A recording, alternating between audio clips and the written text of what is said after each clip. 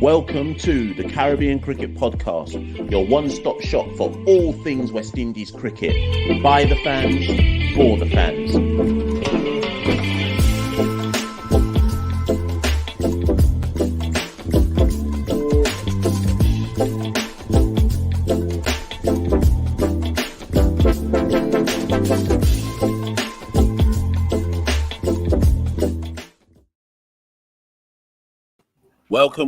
Welcome. The band is back together again. The original three. It's the original lineup of what we really call the Caribbean Cricket Podcast. I'm one half of the Caribbean Cricket Pod. Should we say 1/3? I'm 1/3 of the Caribbean Cricket Podcast. Machel St. Patrick Hewitt, and with me as ever, my partner in crime. He's on the bottom of the screen. How you doing, Santokie? Yeah, Mash. We had to get the band back together. Big tour coming up. The England tour in West Indies. So there's only one person we had to get on. Nikhil, welcome back. How you doing? Oh, thanks for having me, guys. Really happy to be here. I think it's going to be a tough show. You know, a lot of difference of opinion, and I mean, this test squad is going to be good. But really happy that we had those first class games to now have these type of conversations. Oh, Santokie, they're coming for you already. You know, Tom says your camera's looking dirty, Santokie. What's going on? Improve the resolution, Santokie. We need more people to sign up to the Patreon so I can upgrade the Wi-Fi. You know. Listen, Santokie needs an additional camera attached to his laptop. People, subscribe to Patreon, chuck us $2 and help us along the way, so we can boost up Santokie's Wi-Fi and boost up his camera as well. But no, listen, Nikhil, you can tell Nikhil's doing well. You know, the ICC bag, because he's coming out in HD today. This is HD camera from Nikhil. I can see how clean Nikhil's teeth are. It's mad out here, boy. Nikhil's got a professional cameraman, everything doing this for him now. Just a webcam, guys. Just a webcam. But listen, let's just give the people the background to this, because obviously T20 series, ODI series, India, we've kind of spoken on that and so on and so forth. But Nikhil dropped a message in the group chat the other day saying, listen, we got to record a live. And he's right. We got to record a live on this. Test squad's not yet been announced. Everyone's got something to say. We've had 2 rounds of domestic cricket come back, 4-day cricket. Just quick shout out to Barbados and Trinidad. They've both won their opening games. Guyana, Santokie, they flopped, boy. That's a big flop they had versus, who was it? Leeward. Was it Leeward's? Yeah, big flop in their second game. Obviously, I don't even need to apologize for Jamaica, because I done said we were coming bottom this year no matter what. So the 4-day in, and it's been really interesting actually. It's been really good to see a lot of people tuning in to the 4-day matches, which kind of debunks the myth that nobody wants to watch 4-day cricket or watch what's going on in terms of domestic West Indies cricket. The live chats for those, we've been dipping in and out of them. It's good to see people paying attention to the domestic game. But as Santokie kind of said at the top, England are coming. The first test match starts on the 8th of March in Antigua. There's rumoured to be at least some kind of best versus the rest game domestically for the West Indian players. England have also got a warm-up game against some kind of President's 11 as well. So it'll be interesting to see who's in the makeup of all those different squads. But one thing is for sure, there is huge discussion across the Caribbean about who's going to make the test squad. Because is Santokie frozen? Oh my God, this guy. Oh my God. Well, people, I'm just chatting, not even looking at Santokie's screen. Santokie's just frozen out here. So, people, it's me and Nikhil. We're gonna have to just take this deal. Santokie's gone to reboot his internet and all sorts. So the rest of us, so me and Nikhil and you lot in the chat, we're gonna just have to hold this one. But Nikhil, Santokie will join us when he joins us. Lots of talking points, Nikhil. And before I kind of raise the big talking points, what's your general view? What's your general view about the test team, the return of 4-day cricket, so on and so forth? What's your standpoint? Because you're a student of the domestic game. I think definitely, Mash, it showed that, you know, how necessary 4-day regional cricket was for us. I definitely saw an improvement over the course of the 2 games. Just unfortunate. It's unfortunate that we couldn't get more games, but I know we'll finish the season in May after the Test series. But I think going from the first round where the batting performances were really dismal, I think that had me a bit worried. But then to see in the second game where the Barbados were able to post that mammoth, I think it was 500 plus. Jamaica also put up a good fight on a pretty flat deck, but other teams were able to put together runs. We had hundreds throughout the way. Some openers putting their hand up. So the fact that the runs, I think, began to flow a bit more in the second game was very encouraging. But I think it definitely exposed the fact that, there's been a big lack of cricket in the Caribbean for the last 2 years. And really hoping that we can finish the remaining 3 matches. And I would have really loved to see some more games as well. It's maybe 5, 10, even the full 10, quarter of 10. But hopefully later in the year, we'll get some more red ball cricket. Yeah, I better just, before I come to Santokie, unless he's frozen again. Santokie, you there, yeah? Yeah, I'm all good, man.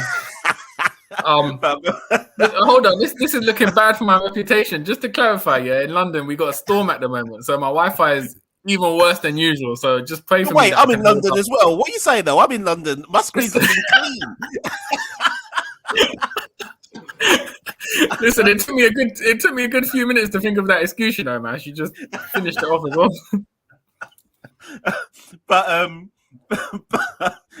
now you made me lose my train of thought. Do you know? I've lost my train of thought now. I can't even think about what I was going to say. Let's just jump straight into it and talk about this Test squad. So I think the first thing we should do is just remind people of the last 11 that played a Test match. Obviously, we lost 2-0 in Sri Lanka at the end of 2021, and this was the 11 that played. Brathwaite, Craig Brathwaite, obviously. Blackwood, remember, opened because Solazano got concussion, so Blackwood opened.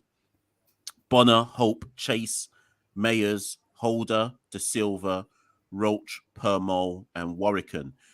Now, that selection, granted, we have to remember is in the context of being in Sri Lanka. We would not normally play 2 spinners. You would not, or 3 if you include Chase. You would not normally have Permol and Warwicken in the side, and you would expect in home conditions that at least one of those spinners is being replaced by a pacer, if not both of them. So whilst I've put this team up just to remind everyone what the last 11 was, we are not saying that therefore this should be the 11 going forward. We have to remember the context of it being in Sri Lanka, but that's, like I say, that's just the context for who was last there. But when we look at that team, backstage before we press to go live, myself, Santokie and Nikhil identified that there's 4 big talking points with this next selection of the Test side in light of what's happened with the return of domestic cricket. And we've got them as who's going to open, who goes in the middle order, depending on how many positions you think are available. Is it 1? Is it 2? Who's the wicketkeeper?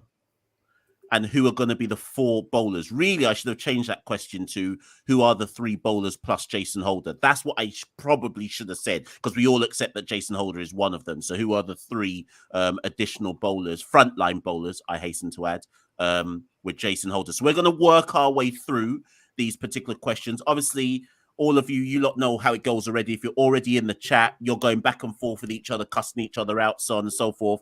We'll try to pick out the best of the comments that are in the chat as well. If you haven't already, or if you're new, please press like. Even if you aren't new, press like.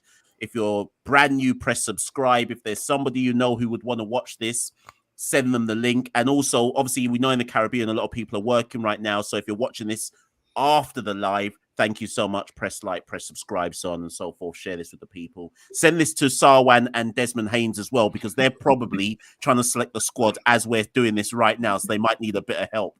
So let's get into it. Nikhil, Santokie, let's go with the openers. What I'm gonna do is I'm gonna set the context, and I'm gonna go straight to you two to discuss it. So we got 3 options. In my mind, we've got 3 options, possibly 4. Last Test series, Jermaine Blackwood opened because he had to, because Solazano got an injury, and acquitted himself relatively well considering the scenario he was put in. I think he got a 40 and he got like a 20 odd, but he didn't look out of his depth. And in some ways, that shouldn't be a surprise, because Blackwood bats 3 for Jamaica. So it's not like he's not used to coming in early and facing the new ball. So it shouldn't have been a surprise to us that Blackwood was able to actually acquit himself well. So on one hand already, we've got the option of, do we just continue with Jermaine Blackwood? There's that option. Option 2, the original opener selected to go to Sri Lanka was Jeremy Solozano, first class average 23.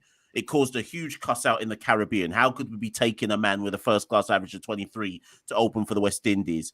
It must be remembered that selection was done by Roger Harper, Miles Bascom, and Phil Simmons. And the only reason I raise that is everyone needs to remember we have a new selection panel. So a lot of people say, well, we owe Solozano a spot. But I keep saying to people, but it's not the same selector. So I don't know if they think we owe Solozano a spot or not. To me, the slate's clean.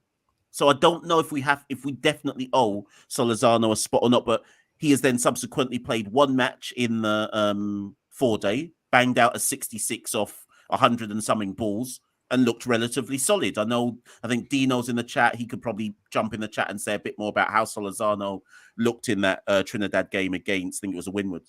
Then we've got John Campbell, dropped from the West Indies team. When was he dropped again? Was it after New Zealand? I think he was dropped after New Zealand. Test match average of 24. Lots of people wanted him out the team before he got dropped from the team. When we did Santokie, the Jamaica Scorpions preview video, do you remember that Jerome Foster was saying that John just had a technical issue which could be fixed? Now, he's subsequently played against Trinidad in the first game. I think he banged out a 40 and a 20-odd. Then played against Barbados and banged out the second highest score in the 4-day game so far with a 137, granted on a bit of a flat deck. So Campbell's an option. And then the outside option, I just throw an outside option. I'm sure no one's considering them, but we must in Nikhil, I'm sure you'll have a lot to say about this.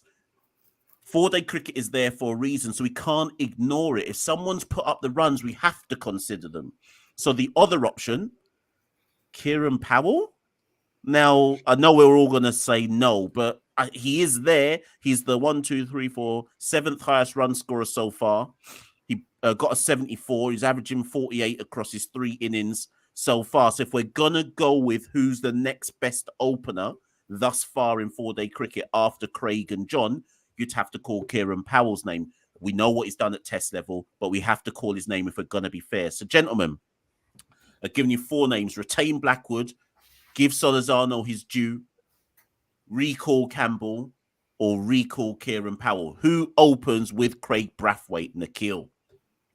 For me, I think I'm going to have to go to Jeremy Solozano. I mean, I think one thing, as you said, Mash, that a lot of people are forgetting is that, as you said, the old selection panel was actually who made that Solozano call. I thought maybe a bit prematurely. I mean, yes, he was having a good first class season, in previous years, but it wasn't anything that I thought, really lit the world on fire. I thought he maybe a couple more seasons to put together some big runs, then could have maybe got himself into the team. But I think the fact that they did select him, and then obviously that the concussion, then the selectors would have had a chat with him in terms of coming back into the first class setup this year.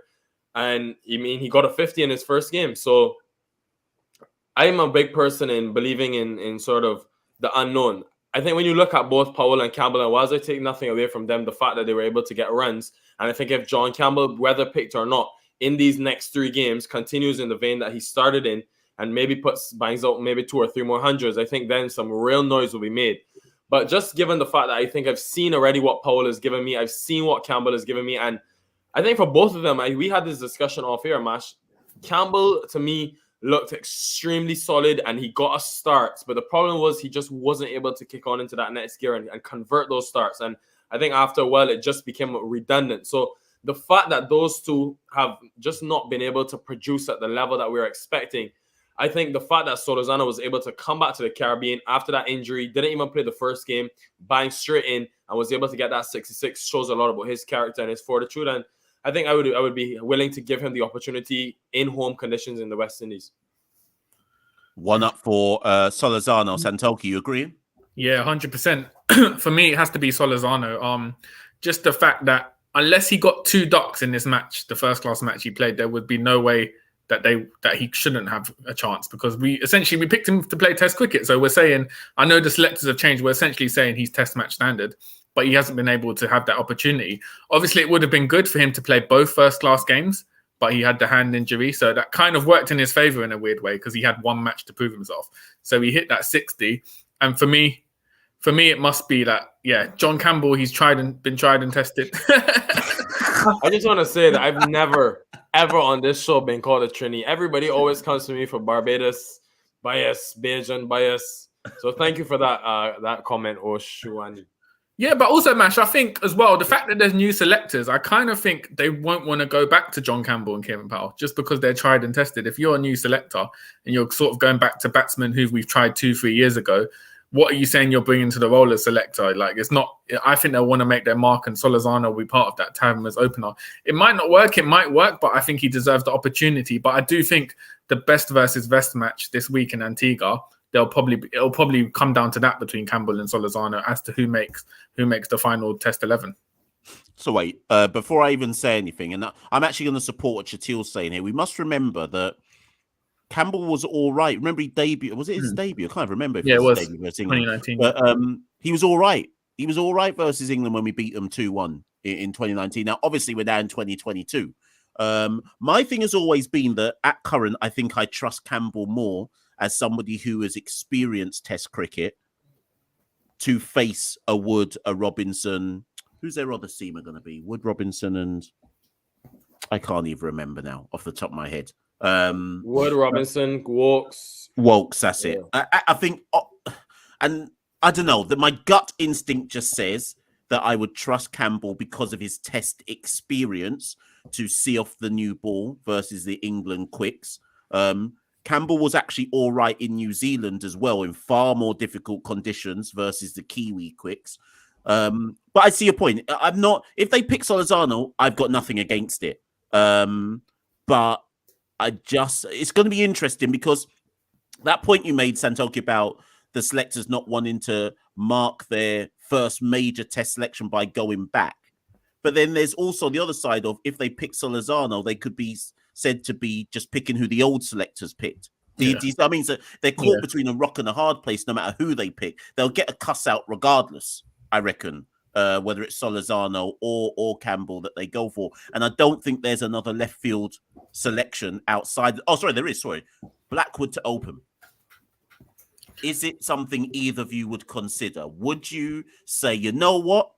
Neither Solazano or Campbell are really good enough and force Jermaine Blackwood to just continue in the unfamiliar position?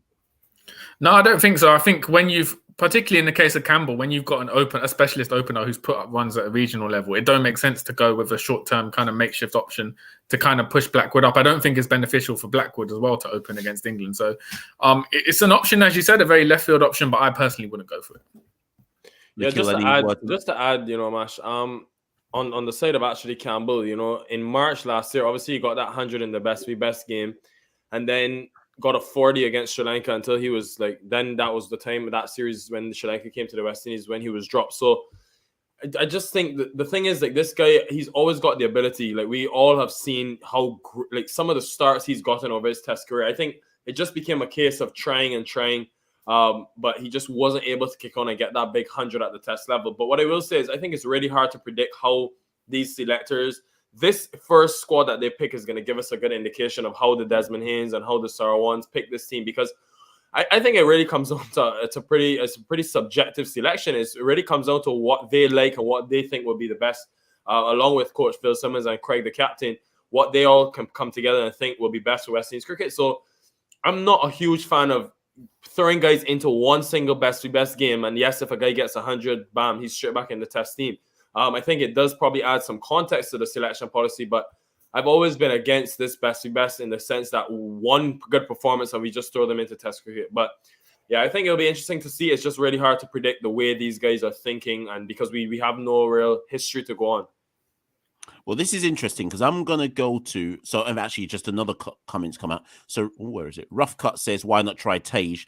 Listen, I'm a big fan of Tage Narayan, but the reality is he hasn't put up the runs in these 2 games to justify it. Hopefully, when the first class returns again in May, Tage Narine puts up some runs for Guyana, but you can't justify bringing in Tage right about now. To be honest, what I would say is, and actually Dino's made a good point backing up Nikhil.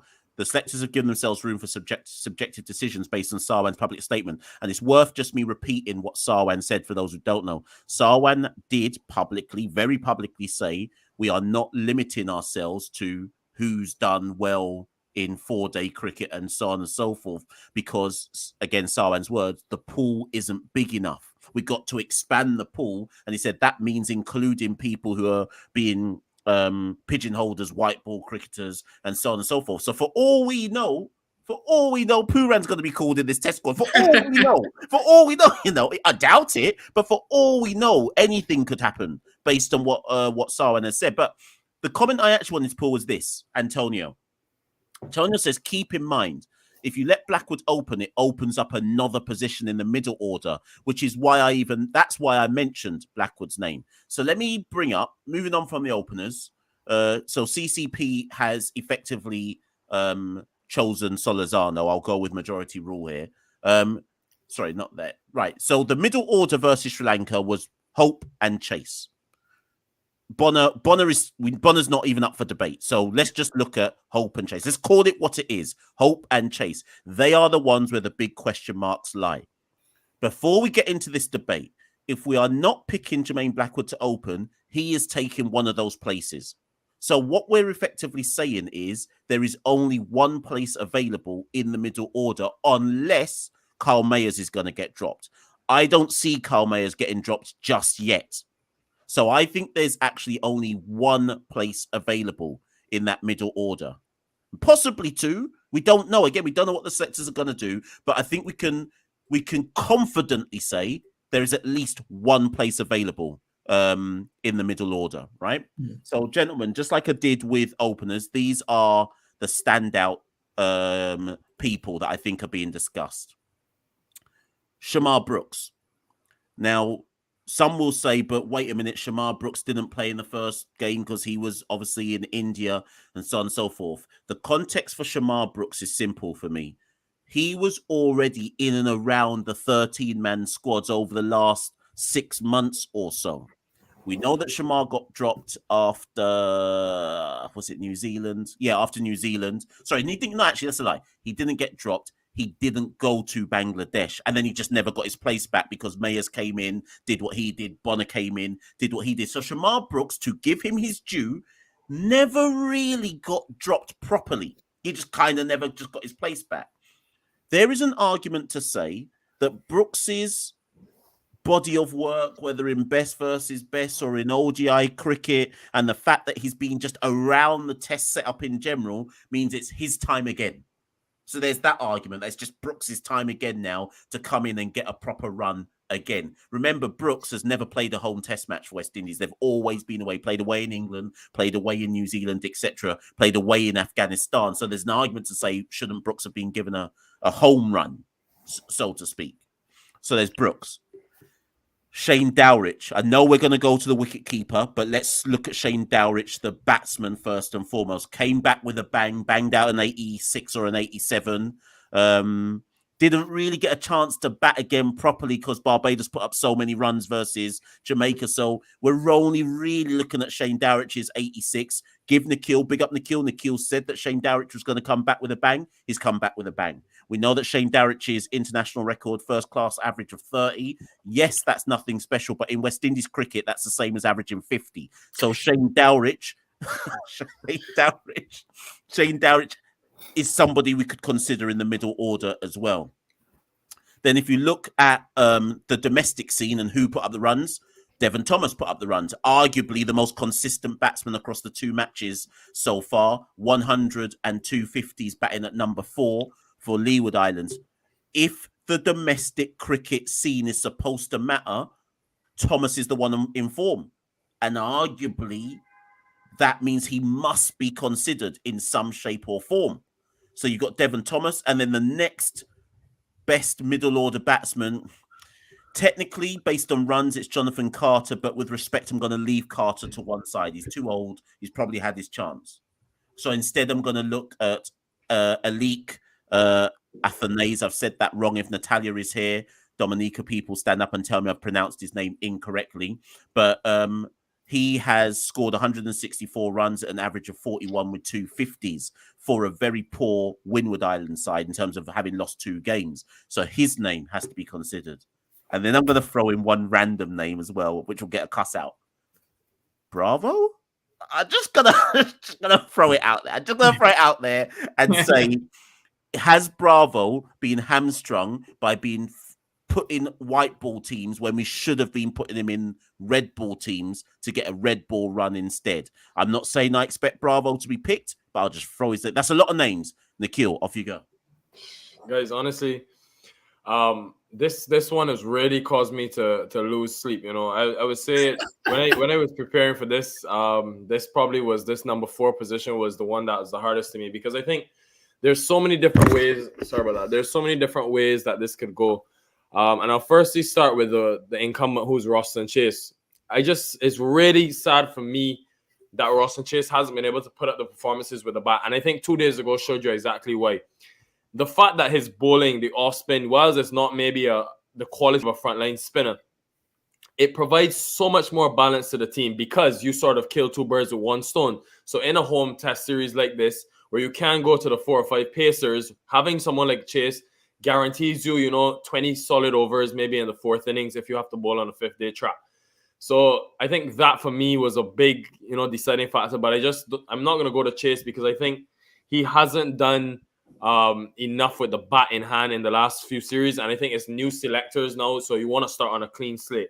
So basically it comes down to 2 names for me: Shamar Brooks or Shane Dowrich. And Mash, you said he hadn't played a home test, but he actually did against India. He's played 2. Good point. Sorry, Nikhil, I forgot that. Yeah. So basically, he got a 50 in the final innings of that test series, his debut series. Then he went to India to play against Afghanistan on what was not a great track at all. Not easy for batting. Churned out 100. Then he got 250s against England in England, where the entire rest of the attack really struggled in English conditions. Ball was swinging. He got 30, 36, which was the only real highlight in that New Zealand series. But I think in the West Indies, we throw guys into Test cricket and we don't give them the ample opportunity. We don't give them enough run. I mean, there's so many names that I could go to. Shane Mosey's another one. Just the 1 series in Bangladesh, we then went another direction. I just think guys deserve a bit longer run and a consistent run to know, you know what, they've got that backing. Maybe it could improve performances if you have that security, that comfort to know I have 5 to 10 test matches in a row where I'll be able to. I'm not saying if a guy is not able to get up to 20, then we should just persist with him for 10 tests. But let's give guys the backing across series. So originally coming into this, I was going with Shane Dowrich, because I actually did a full preparation for having Kyle Mayers go up to number 4. Many people will remember the last time a test match was played at the Sir Vivian Richards Stadium, where the first test will be. Mayers was able to churn out 250s, and actually at number 4, he averages 47. He got 250s against Sri Lanka. So my initial thoughts was I would have Mayers at number 4, have Dowrich at 5, Blackwood 6, and then De Silva and Holder 7 and 8. But I think there is a need for that specialist number 4, and I've seen enough. Remember, Shamar Brooks came back from India and went to play the next day. Shamar Brooks, Alzari Joseph, and a couple others, jet-lagged and all. And I thought he put up enough fight. I think it was 80-odd deliveries he lasted, got 39. That was a start. And he showed me that he was able to bat time and spend some time at the crease. This is one of the cases where, I know it sounds a bit two-sided, where I want to see him in that best game. But for me, it comes down to those 2 guys. I think both should be in the squad or in the reserves, really, but both should be in and around that team. So if I had to pick one, I'm going to go with Brooks to start the series. And I think because De Silva got a 50 let me not get there yet, but I'll go with Brooks at number 4, and I want to have both Brooks and Dowrich in the squad. Nikhil, as ever, thorough, man. Love that. Santokie, what are we saying? I gave you Brooks, Dowrich, Athanase. I'm taking Bravo away. Having gone into the comments, the people have said Bravo needs to plant cassava and ganja. So I'm taking Bravo. I'm taking Bravo out. So who you saying? You know what? This is a tricky one because there's different dynamics to all of that. I'm a big fan of Dowrich and Brooks. I think Nikhil said it really well. Dowrich as well. We know he obviously technically wasn't dropped from the side. He left the New Zealand tour for personal reasons. Never kind of got back into the side after that. But we know what he can do. And the first class games he played for Barbados sort of reinforced his composure with the bat and his international credibility as well. So for me, Dowrich has to be in there. And Brooks, I'm a fan of. That century Nikhil mentioned against Afghanistan, very classy. He's a very elegant batsman. But then you've also got Devon Thomas, who's been putting up the runs in first class season as well. And the first test is in Antigua, his home ground. So that's an option. And then Atenais, is that how you pronounce it? I don't even know. Yeah, I'm waiting for Natalia to come and give us the phonics of how you say it. Natalia, if you're there, tell us. So for me, that's also one that's interesting because alluding to what you said, Mash, about Sarwan saying picking people who might not necessarily be obvious candidates. He's a young player. He's put up runs in first class season. He's obviously got a lot of talent, a lot of big things being spoken about him. He could be a left field option, potentially coming to the squad. But for me, if I was to pick, I would go with Dowrich and Devon Thomas making the squad, purely because of Devon Thomas's consistency in these two first class games. Afanaz? I don't even know. Listen, people, Natalia, big up Natalia. Natalia's told us how we're supposed to say it there. So you lot read that and say it properly. Yeah. But I think Devon Thomas kind of gets underrated just because people see him as a really old player because he made his West Indies ODI debut so long ago. But he's Santokie, let me bring this comment up because I think Contact's got a point here. Yeah. If he don't even get in the squad, then what's the point? Yeah, that's what I'm saying. So for me, Devon Thomas he's someone who would represent your faith in the first class system. If you're not picking anyone who's putting runs in the first class games, what are you saying about first class games? What's the point of playing them? So for me, it has to be Devon Thomas and Dowrich making it. But here's my question, Santokie.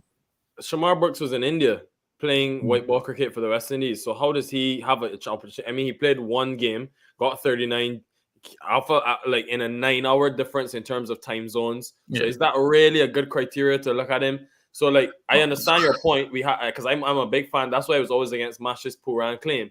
I'm a big fan of backing up the first class cricket with rewards. But at the same time, do we have the full, look at Brooks to know that he didn't play both the games, just got the one start in the one innings, but is that a real criteria?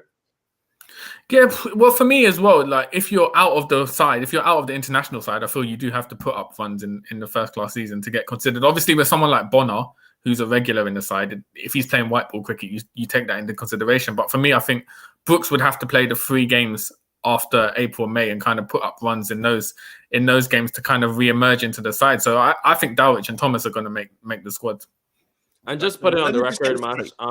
Brooks did get 100 in the last. Well, I think it was one of the last 2 best games. Yeah, exactly. That's why I said. Yeah, I agree with you, Nikhil. That's why I was saying if you take his body of work, the call up into the ODIs, made a 90-odd versus Ireland, one of the best versus best. He put up some runs. So to me, we have to kind of look at Brooks's body of work in line with the disadvantage of him not being able to play the two first class games. So obviously Nikhil's saying Brooks, Santokie's saying Dowrich and Thomas. Sorry, Nikhil's saying Brooks and Dowrich get into the squad, but likely Brooks. Santokie's saying Dowrich and Thomas. Who are you saying though to get the place though, Santokie? I think Dowrich. I think I'll go with Dowrich. And Dowrich to get the place. My gut instinct says they should reward Brooks. That's my personal gut instinct. I think Brooks deserves another go. And given the assurance that, you know what, we're giving you this, we're giving you Bangladesh at home, and we're probably going to take you to Sri Lanka as well. And if you flop, then you're out and you're probably done because you're 33 years old. But I just feel like he deserves his chance. But as Nikhil said, when we discussed the openers, who knows what direction Haynes and Sarwan are actually going to go in, because they could go anywhere. And Dino said it. I don't know how many people paid attention in the chat. I didn't actually mention Yannick Correa as well. He's somebody I'm keeping an eye on for possible future selection. When we did the Trinidad and Tobago Red Force show, Dino mentioned Correa being the best batsman in the Trinidad side, and he's shown that so far in the 2 games of Trinidad. So he's just one to watch, not necessarily for this squad, but let's keep watching him in future games Yeah, as well. I can't tell you how disappointed I am that Hetmyer is not in this conversation at all after fumbling the bag across a big fumble. All Hetmyer had to do was score 150. That's what I'm saying. Let's briefly discuss that. Go If Sarwan and let's say they do this, because arguably Sarwan and Haynes could turn round and say, sorry, Noah's saying there's only half of my head. One second. It's because when I put something up, Noah, it makes me smaller, so bear with me. But Nikhil and Santokie, Sarwan and Haynes could arguably turn around and go, well, yeah, we know Hetmyer flopped, but we respect his quality. He's coming in. I think that would send the wrong message. Yeah. But arguably they could do that. Would you support that? No, I wouldn't support that because of how abysmally he played in the first class games. But Mash, what you were saying, remember when Sarwan came on the pod about 2 years ago and he said Gale, Samuels, and Hetmyer were the three most talented batsmen he's seen in the whole of the Caribbean. So for me, Sarwan being a selector, all Hetmyer had to do was hit a half century in one of those innings and he would have made just one. Just one, and I think he would have got it. But I think he performed so abysmally, encapsulated by him handling the ball in one of the innings in comical fashion. I think he's completely ruled himself out. And you could say the guy in the Harpy Eagles side essentially did that. They all fumbled their opportunities. Chanderpaul, Hemraj, Hetmyer. So for me, you can't justify Hetmyer getting included after those performances. But there was a big opportunity for him, and he has missed out on it. I just wonder if he cares that he's missed out on that opportunity. That's for another day. But I just wonder if he really cares all that much. Nikhil, anything to add before I move on? No, I don't think Hetmyer is up for discussion. I just think there are too many options around. And I mean, Wells, I think he's one of the most talented in the Caribbean. Probably more in the white ball formats after given how he performed in the first class. And as you guys say, I don't know if I really saw that interest, but the fact that he played it and not the PSL is an indication of something. You don't know if selectors told him he needed to play it. That's why he didn't get the NOC. So there could be so much going on, to be honest, that we don't know about. But he was slated to play at the Pakistan Super League, which is currently ongoing, but instead played for Guyana. But didn't he catch COVID or something? And so he basically got forced to stay in Guyana, something like that. I thought the COVID was way before. I don't know. It was he got COVID just before he was due to fly. So I don't know if that's what basically stopped him having to go to PSL. But we can discuss that another time. Yeah. Let's move it on. Wicketkeeper. So let me just remind you what you said so far. I think there's only one middle order spot because Blackwood will play in the middle order. Nikhil said Brooks. Santokie said Dowrich. I said Brooks. Now, technically, there is an argument that you could bring Dowrich into wicketkeeper instead of Josh Da Silva. I am going to make it very clear. I am not supporting that argument yet. I don't think Josh has done enough to justify dropping him. And I want to, before anybody comes to me and says, but Josh is only averaging 23, Josh keeps batting at number 8. Josh is a better batsman than a number 8 batsman. And all the while, we keep Josh at number 8. That average isn't going to go much higher if you're going to leave him stranded with whoever it is that he's stranded with, whether it's Roach, whether it's Rakeem, and if Rakeem's deciding to bat properly or not. So I know what people will say, but Dowrich can do better than Josh. I just put Dowrich at 8. But Josh is the better wicketkeeper. That's my argument. I'm saying that. I'm not speaking for Nikhil or Santokie. I think Josh is actually the better wicketkeeper. Forget the batting. I'm saying Josh is a better wicketkeeper as well. I feel sorry for Josh because I don't think he should be at number 8. I think we're hamstringing him there. I just think we still should be carrying on with Josh Da Silva. Santokie, I'll go to you first. Yeah, I think Josh Da Silva is someone whose place at the moment, you can't really question it in the side. As you said, his kind of batting lower down the order kind of hinders him in getting runs. But we've seen it in numerous test matches. He can soak up the balls. He has got that batting quality. And his wicketkeeper, there's not been any issues for me on that side of things. And one thing he does, I think, which is really invaluable to the squad, is obviously his talking and kind of chirping behind the wicket. He kind of motivates the side, which is another aspect of wicket keeping as well. Dowrich tends to be quite quiet behind the wicket. So I think that's another advantage Da Silva has. He motivates the players that slip. He has a go at the batsman. He kind of brings a lot of energy to the role of wicketkeeper. So based on those 3 qualities, I think, Josh Da Silva keeps his place, definitely. So, Nikhil, Josh in, Josh out. What I will say is, I think, many will remember when Sri Lanka came to the West Indies, and I'll give you the scores from that series onwards. 1, 20 not out, 0, 9, 7, 0, 21, 13, 6, and 15. Now, that was all the way up to Pakistan. Obviously, Pakistan came to the Caribbean. Then the West Indies travel to Sri Lanka.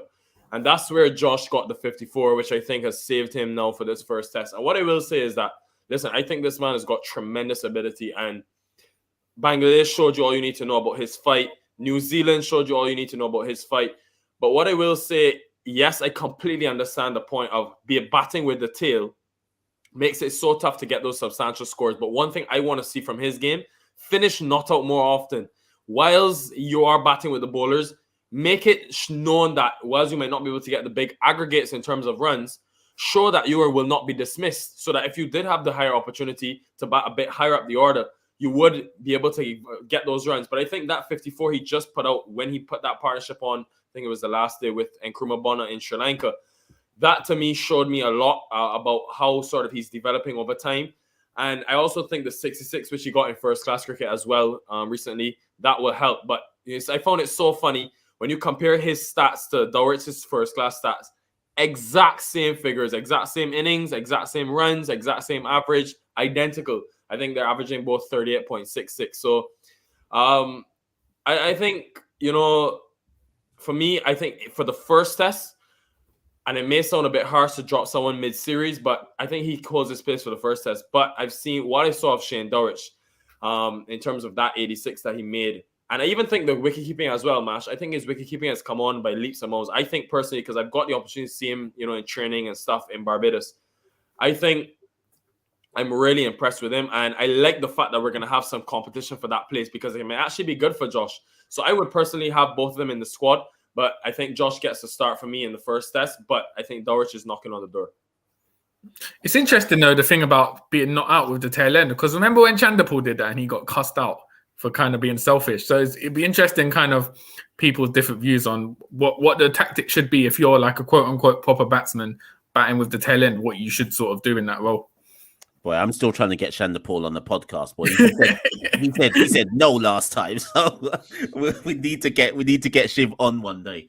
But yeah, I think. But ultimately, if we go with your team, Santokie, you'd have Dowrich and Josh in the same team anyway. So, like I say, that is an option. It doesn't actually have to be one or the other. And again, we'll see where will the selectors go, etc. Which brings us to the bowlers. So, again, let me bring this up. This was the last team that played in Sri Lanka, but we know that we're not going to be playing two spinners and just Kumar Roach and Jason Holder. You would assume. Okay, so gentlemen, this is what I'm posing to you lot. We can either play three seamers and a spinner, or an all-out pace attack. If they play an all-out pace attack, Roston Chase is going to get in the test squad. Whether he should be there or not, he is going to get into the test squad because of the versatility he offers. I don't think he should, but if we play four pacers, you are basically tying your hands behind the back with what you can do with regards to spin. Okay?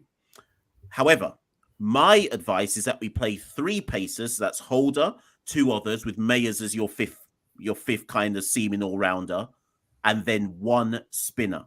So I guess the question that I'm asking of you both is, who are the two pacers? Let's assume that's what we're going to do. Three pacers, including Jason Holder and Mayers as a backup, and one spinner. So my question to you two is, in fact, start again. We know that Roach is playing. So actually what I'm asking you is, who is the one extra pacer alongside Roach, Holder, and Mayers? And if we play a spinner, who is it? Or are you going Roach, Holder, Mayers, and two fast bowlers, and then tell Craig Brathwaite to chuck his arm over, or Nkrumah Bonner to chuck his arm over if we need to have somebody bowl spin? So that's a lot to think about there. Who wants to go first on that one? Boy, I'll go first. I'm always a fan of having a specialist spinner in the side. I do think that Chase, especially after his performances in India, they could go for that option of four pacers and just relying on Chase as their sort of spin bowling option. I wouldn't be a fan of that, but I can see it happening. But if it was up to me, Pamal keeps his place just because of his Sri Lanka performances. He's sort of his longevity in the game. He hasn't done anything to not be included in the side, from my perspective. In terms of the one pace bowler, for me, it's a no-brainer. It's got to be Seals. After what we saw him do in home conditions against Pakistan, in the first-class games as well, we know his potential anyway. So for me, it has to be Seals. And with Gabriel being unfit for the last first-class game for Trinidad, that rules him out essentially. So for me, it has to be Seals. Nikhil, before you answer, so Santokie, you're saying Roach, Holder, Seals, Permol, Mayers. Yeah. Right. Okay. Now, Nikhil, sorry, and this is my fault. So apologies, Santokie, because I'm kind of setting him up here because I didn't even say anything about first-class stats. Now, technically, Warwick out-bowled Permol.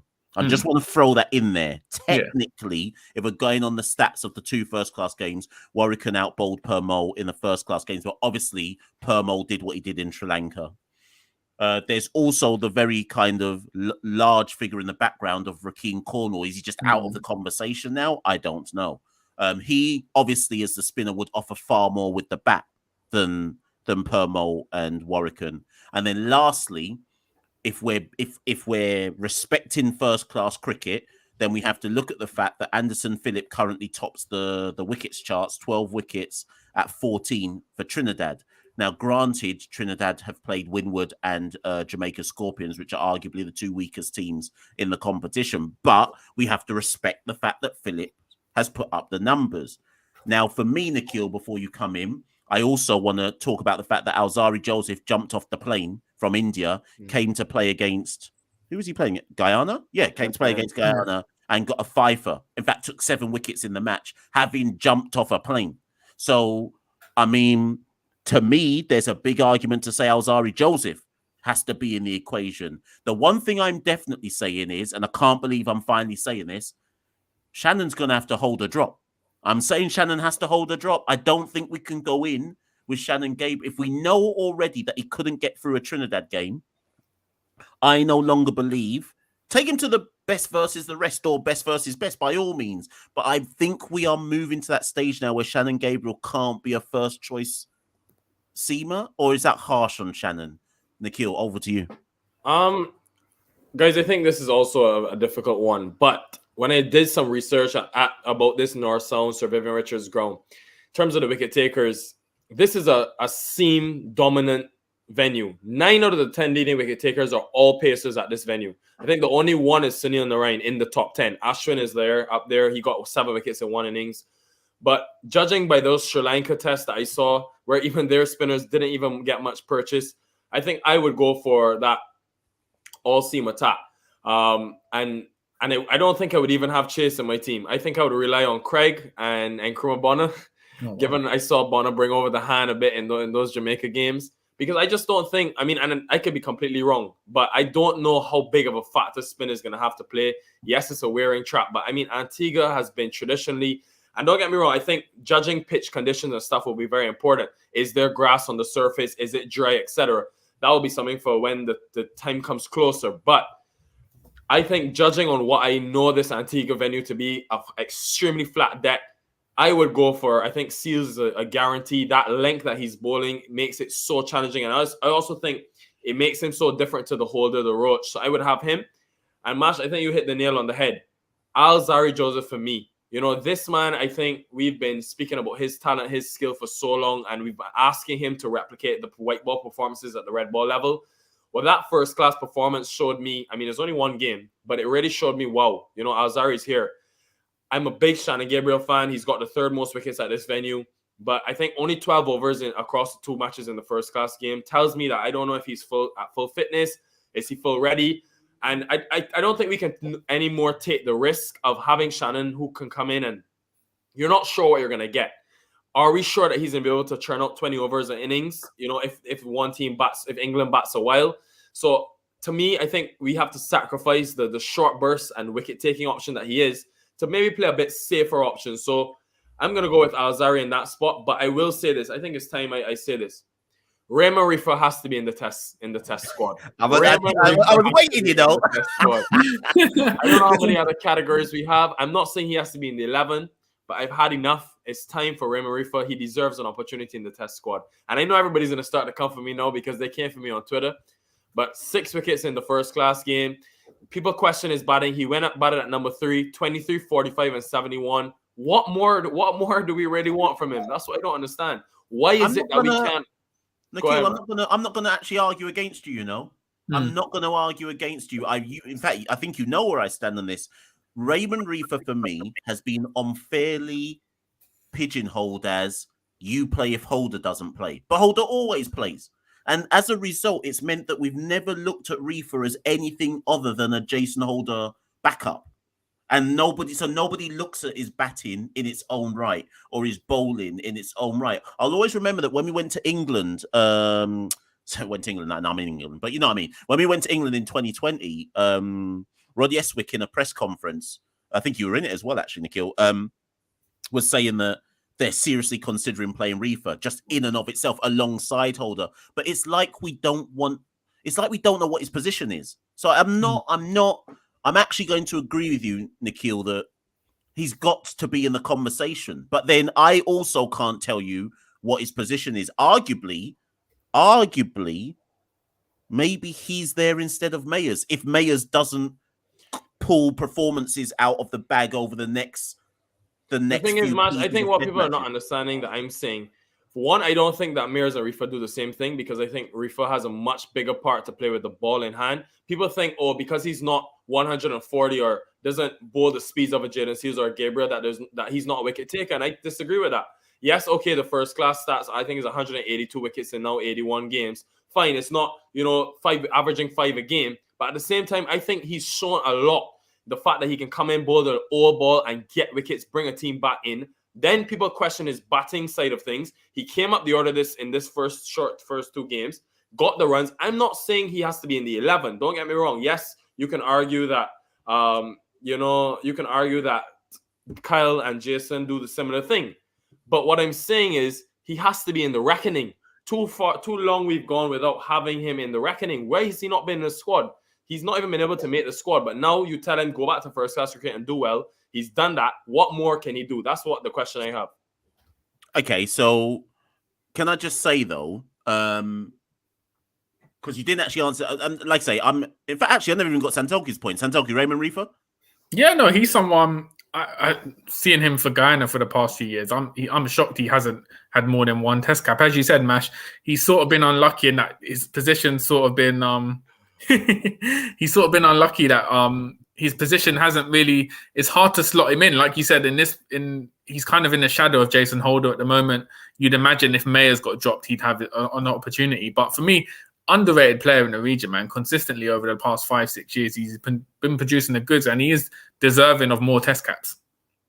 It's just as well if that is Josh in the chat. It's just as sure that's Josh. I don't think it is because usually he has like a DP of him. It's like I will say though, it's a very much like him thing to say to let. That's what I'm saying. But if it is him, it's just as well he missed the part where we all said that he still gets in the test team, so it's okay. But Nikhil, just quickly though, if West Indies don't go with a pace attack, who would be your spinner? Warwican, Permol, Cornwall, or Chase? Now, the only reason I'm saying Chase is Chase would have to bat like at number 9.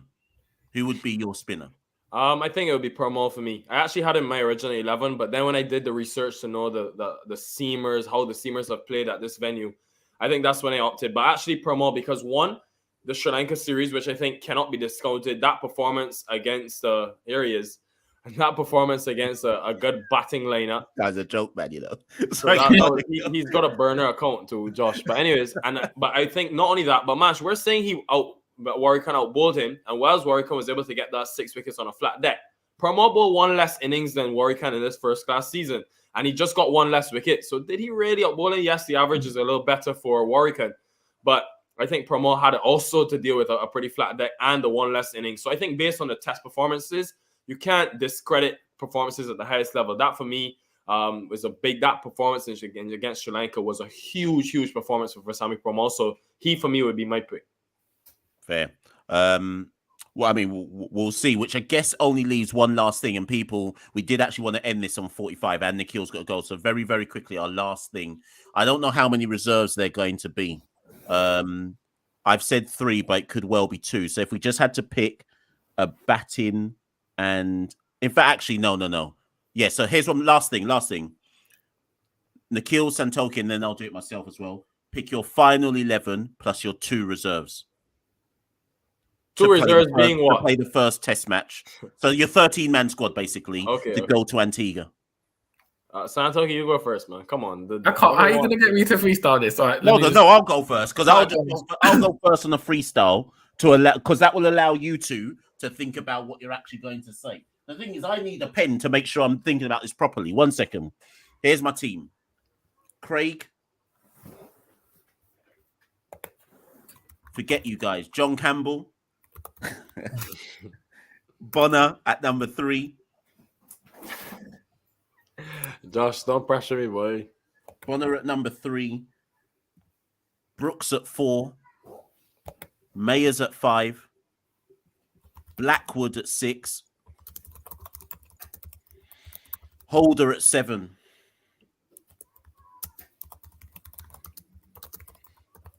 Only because Josh is now in the chat, I'll say this. No, I've got Josh at 8, but he shouldn't be batting at 8. But I don't know how else I get him in the team to go up the order. So Josh at 8, Roach at 9,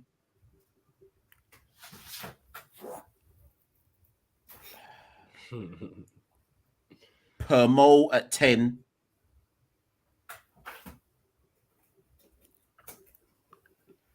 Jaden at 11. But I'm just going to say that you lot, so when you pick your team... Listen, Josh, you're a tail ender out here. I have to break it to you. But when you two pick your team, I'm just saying that with my number 10, where I've got Permol, that could easily be Alzari as well. So it's Alzari or Permol, depending on what the conditions are saying on the day. Nikhil, over to you. Yeah, so I'm going to go with Brathwaite, Solozano, as I said at the top. At 3, obviously, Bonner's a lock. 4, I'm going to go with Shamar Brooks, as for those reasons I discussed before. 5, Mears. 6, Blackwood. 7, Holder. Same.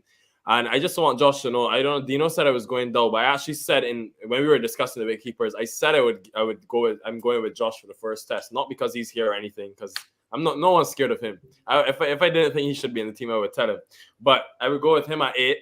9 would be Alzari Joseph for me.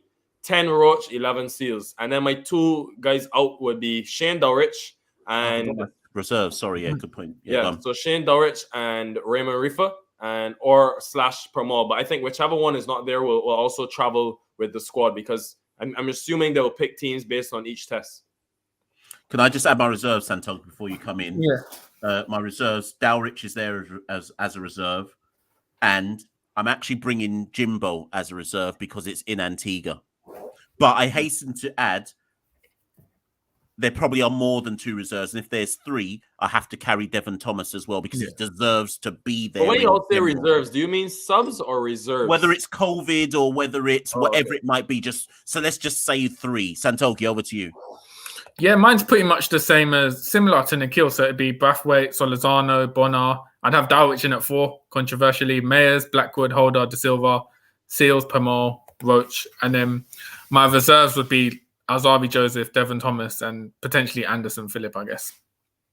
Guys, Ray Marifa, Santokie, what more does he need to do to get in the squad? It depends on how many reserves are coming, but it's hard to... I think Devon Thomas would definitely go as a reserve, and whatever fast bowler doesn't make the squad. And then if they're bringing in 4 or 5, then I can see Raymond Reefer getting in. A valid point from Chatil that England have a lot of right-handers. So, that's a good point. I only said Rakeem simply because it's in Antigua, but that's a valid point. So, my people, that went about 10, 15 minutes longer than we wanted it to go. But as ever, thank you for those who've been in the live. Press the like button before you go. Press the subscribe button. Not everybody can get to watch these live because sometimes when we do them, people are still at work in the Caribbean. So if you've enjoyed this, please do share it with people and say, you know what, you don't need to subscribe to Caribbean Cricket Podcasts and watch what they're doing and so on and so forth. By now, everyone should know Nikhil, but if you don't, at Nick Utam, UTAM. That's Nick as in Nik. Make sure you're following Nikhil. Nikhil's bigger than us, so you should know who Nikhil is. Come on, but if you aren't, make sure you follow Nikhil as well. And stay locked, people. Stay locked. The cricket doesn't stop. We think best versus best is coming up, or best versus rest, or whatever it's going to be. We know England's got their warm-up game as well, and then we head straight to Antigua for the first Test match. Remember, this is 8th versus 9th in the World Test Championship. So some key points are on the line. But thank you, everybody, for tuning in. Nikhil, Santokie, any last words? Put up that comment from Josh, Ash. I want to see that collab as well, man. Oh, Cricket. Yeah, so just to bring people up. Oh, he's here, actually. Look, Kez is here. Is he? Oh, everyone's here today. So this guy here, Kez, for those of you who are watching from the Caribbean, or if you don't know, he's one half of We Cricket. Big up, Kez. Kez, the people are calling for the collab, man. We got to get this thing going. We know that We Cricket are going to be over in the Caribbean for the Test series. I'm not sure if they're there for all Test matches or if it's just for the Barbados leg, but we know they're going to be over there as well. If you're not following what they do, make sure you're following it as well. And keep eyes peeled. We're in discussions. We're thinking about something to do with a collab with the We Cricket guys. And if you haven't already, go watch their video when they were out there for the ODI series. It's a really proper. Good watch. I love that, man. So go, if anyone who doesn't know, go follow We Cricket straight after this as well. But thank you, everyone who's been in on the live. Like I say, share it with your peoples. Santokie, I'll let you finish this up. Yeah, no, if you share this video, like, comment, subscribe. If you got some spare money from payday, then just drop us on Patreon, please, so we can hopefully try and improve my Wi-Fi going forward. But yeah, it's been a pleasure. Nikhil, always an education when you're on the show, and we'll send that check to your agent ASAP. Yeah. Tell him to send it to our inbox, and I'll look to see if we can get any money from Patreon to get to pay your appearance fee. Oh, thanks, guys. You never have to, man. Appreciate. Always love to come on, man. Great insight, and thanks everyone for joining and giving your analysis as well. Ladies and gents, that's been the West Indies versus England preview show. Stay locked for more content in the future. Thank you and good night. We rule the cricket world. Now the rules.